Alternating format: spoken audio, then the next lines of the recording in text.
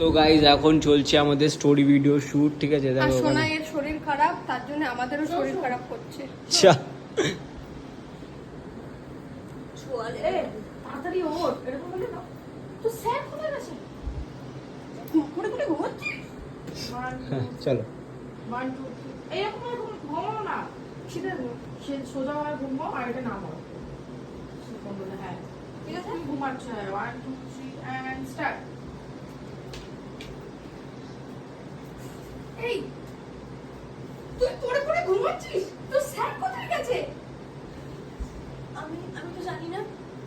তুই জানিস না মানে? জলদি জলদি রুম থেকে বেরো, আমাকে শুনতে দে।